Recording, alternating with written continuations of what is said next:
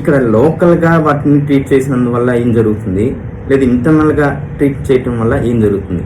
లోకల్గా ట్రీట్మెంట్ చేయటం వలన బయటికి అక్కడికక్కడ మొత్తంగా క్లియర్ అయిపోయినట్టుగా అనిపించవచ్చు. కానీ అదే రింగ్వాము ఇంటర్నల్గా సపరేషన్ జరగటం వల్ల ఏ డస్ట్ అలర్జీకి దారితీస్తుంది, దాని తర్వాత ఈ ఆయాసాలకి దారితీస్తుంటుంది అనమాట.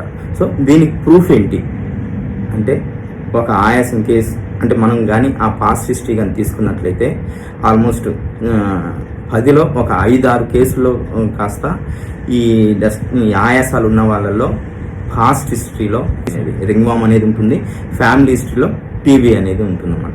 సో అది మనకు స్పష్టంగా అవగతం అవుతూ ఉంటుంది. సో ఇప్పుడు ఇంటర్నల్గా ట్రీట్మెంట్ చేయటం వల్ల ఏం చేస్తుంది అంటే, ఇప్పుడు ఇంటర్నల్గా ట్రీట్మెంట్ చేయటం వల్ల ఇంటర్నల్గా ఉండేటటువంటి వ్యాధిలో మార్పులు వస్తూ ఇక్కడ ఎక్స్టర్నల్గా దాని యొక్క రిప్రజెంటేషన్, దాని యొక్క ప్రాతినిధ్యం వహిస్తూ ఏ కంప్లైంట్ అయితే ఉంటుందో చర్మ వ్యాధి, అది ఆటోమేటిక్గా తగ్గుతుందన్నమాట. అది తగ్గటమే కాకుండా అది ఇంకొక రూపంలో ఎటువంటి సైడ్ ఎఫెక్ట్స్ని అది క్రియేట్ చేయదు.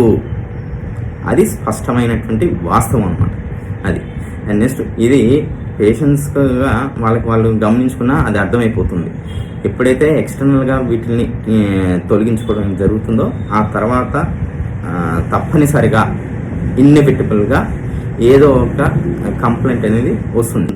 ఏ డాక్టర్ని నమ్మాలి అనే దానికన్నా నేచర్ ఏం చెప్తుంది అనే దాన్ని మనం ఎక్కువ అథెంటిక్గా మనం తీసుకోవాలన్నమాట. ఓకే, ఇక్కడ నేచర్ ఏం చెప్తుంది అంటే ఆ స్కిన్ కంప్లైంట్ని ఎక్స్టర్నల్గా తీసేయటం వలన జరిగేటటువంటి అనర్థాలు అనేవి మీకు అతి త్వరలోనే ఎక్స్ప్రెస్ అవుతుంది అనమాట, వేరొక రూపాల్లో, వేరొక సైడ్ ఎఫెక్ట్స్.